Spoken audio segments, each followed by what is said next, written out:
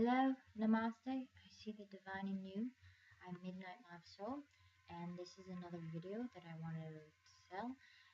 Okay, it's how and why kids should not have an allowance. Now, before you run screaming, or before the kids go running screaming, let me explain a few things. First of all, the first thing is with an allowance, it makes them spoiled. It makes kids very spoiled. It makes them believe that they get money for free and that by simply doing nothing, they get money for free by simply doing nothing. That makes them very spoiled and spoiled rotten in a sense. It makes them not appreciate work. It makes them think they will always get money uh, throughout their life, free money throughout their life without doing anything. It makes them suffer greatly when they realize they have to get a job and they have to work to get their money to be able to live and survive. And it doesn't teach those values. An allowance with that doesn't teach those values. And then kids don't understand the value of a dollar or why it's so important to be as frugal as possible with your money and why why you need to be frugal with your money. The second problem is kids are not being very motivated to learn in school and to get good grades in school. Kids are not being motivated for that at all. That is a very big problem because kids don't care if they get a C or a D or an F, they'll still get allowance and stuff. So that's like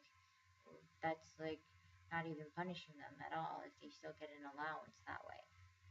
The fourth problem is kids. The third problem is kids don't understand home rent, car payments, home payments, car payments, electricity payments, phone payments, internet payments, TV and cable payments, and clothes payments, and everything else under that bridge as well. They don't understand that. They don't understand payments. They don't understand because when they finally get a job, they don't understand that they have to get a job in order to continue to pay all these bills, in order to continue to live and be able to live their life independently, where they want to live and how they want to live. So this is my idea. Now, listen, and this might shock you, but it actually makes sense. How about we merge kids not getting grades or kids getting grades with money? Exactly. Kids, if kids get an A, they get a certain amount of money. If they get a B, they get a little bit less money. If they get a C, they get a little bit even less money. And if they get a D, they get no money at all. Exactly. D. Not F, D. Because I think you have to work hard to get a C. If you get, like in life anyway, if you get a C, that you're still there. But if you get like a 60%, you're not even making it, and it's not going to work out to live to be able to live even. So I put the cutoff as C. So this is my idea. Hear me out. In the beginning is elementary school, and you teach them the value of money by saying, I'm going to give you $5 for A, $3 for a B, and $1 for a C. And basically it's every month or quarter or something that they'll get a grade and they'll work for that. You teach them in elementary school that as they get good grades, they also get money, which they can use to buy things that they want, that they would like. Okay, so by the end of 5th grade, by the end of 5th grade, every grade the money goes up a little bit. That's right. Every grade the money will go up a little bit. So by 5th grade, maybe eventually they'll get $20 for an A, $15 for a B, $10 for a C, and nothing for a D or lower, right? Now, they are learning to understand, to associate working, which is schoolwork, because schoolwork is very hard. It's very difficult, especially with social ideas, especially with other social and socializing, and especially with, kids being, bullies, or, all sorts of bad stuff, and especially with teacher favoritism or whatever, and especially with learning their own social identity and understanding about life. They learn about grades, they learn about hard work in that sense, learning that they have to learn. They'll be motivated to learn in order to not only get the good grades, plus they'll be smarter for it, but also they'll learn, if you could say, in a sense, instant gratification, in the sense that they work hard for that A, they'll get money. They'll get the $20 for the quarter, which means every quarter they'll get really successful, and they'll be motivated to work hard. They'll say, "Wow, I will get money if I work hard for an A, or I'll won't be very successful if I get a C or even a D, an F, especially an F." But that means will make them work and be motivated to work hard at school in order to get the money as well. And they'll learn the value of money. They'll learn the value of a dollar. Then, hear me out, in middle school, you start doing something else. You change it up a little bit. You pay them a little bit and even more in middle school, but then you add a twist. You charge them rent. That's right. You charge them rent, like 80, 40 bucks or 80 bucks or $100 for rent for every month or so. Or, yeah, 40 bucks for rent. And so they'll have to pay 40 bucks for rent. Now, it may not mean much, but what they're learning is bills. They're going to learn how to, the idea of paying bills. The reason that they have to get money is to pay bills so that they can stay in the house, they can live, they can blah blah blah. You charge them rent for money, or you charge them rent for a living house, room and board, and you charge them rent for food, so that they'll learn to understand the value of going to the grocery store and getting good food and not getting garbage food, and making sure that they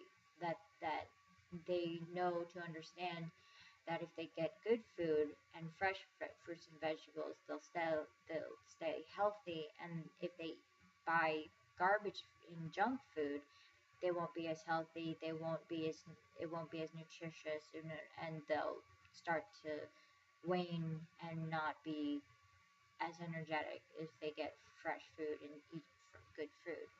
So they'll understand the value of bills in middle school. They'll understand the value of why they have to get money, for what purpose, not only for buying stuff, whatever they want, but now they have to understand the value. Well, you have to pay for some payments in order to continue to live in a room and board, to continue to live at. So then there'll be a little bit extra pressure. But by the time they're in sixth grade, they'll understand the pressure of that. So then you charge them with a little bit of that. And then in high school, you give them a little bit more money. You give them, like, say, say 50 or 80 bucks every A, or 50 or 40 bucks every A, and that's a lot of classes, so that's pretty big. And then you give them 30 bucks for a B, and then you give them 10 bucks or 15 bucks for a C. And then you not only charge them for rent and food, but you charge them for the phone, for a little bit of phone, electricity, internet bills, and that stuff. And then they'll understand the value of bills, even more of bills, and you charge them, and you charge them a little bit more, and push them a little bit harder, and say, hey, this is still isn't even in heart, isn't even touching even scratching the surface of the bills that the parents have to pay still. But that also means that they'll be getting paid money, and then the money will be returned in a sense to you as parents. That will help pay the bills a little bit along too. But that's a side thing. There's a different idea I was thinking of. But that sense, they'll understand, they will learn the value of a dollar. They'll be motivated to learn as best as possible to get those good grades. And because they'll be rewarded for their hard work. They'll be rewarded for their hard work. They will be rewarded for working and being at school. They'll feel better about their self-worth because they're making money right off the bat, and they'll learn how to make money and why it's important and stuff like that. And then by that time, they'll learn to understand bills and how to pay bills and what to do about it. They will have money of their own. So they'll have money of their own. By that time, they should have maybe about 100 or 50 bucks a month or something in surplus, where they can buy whatever they want. And they can buy clothes, they can buy extra stuff and stuff. But they'll understand the value of a dollar, they'll understand bills to have to pay, and they'll understand surplus of being able to appreciate the money, as well as being able to appreciate hard work. By that time, so that when they get out of high school, they will already know how to pay bills. That's very important. They'll learn hard work, and they'll learn of getting a job, so that in a sense, the kids who end up getting an allowance and are spoiled off of that will say, I have to get a job? What the heck is this world coming to?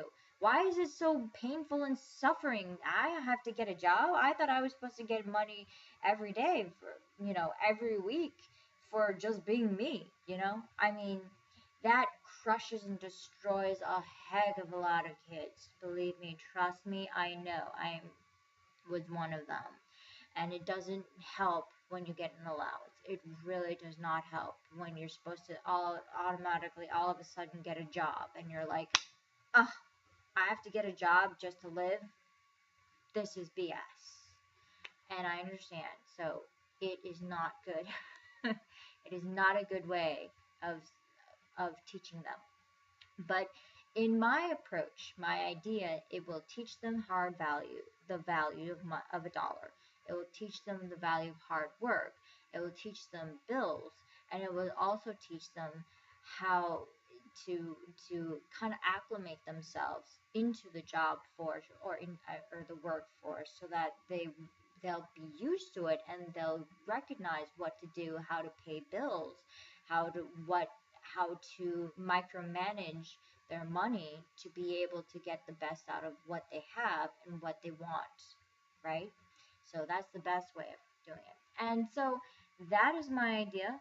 I hope you parents and you kids can understand the logic and reason behind this. I hope you like it.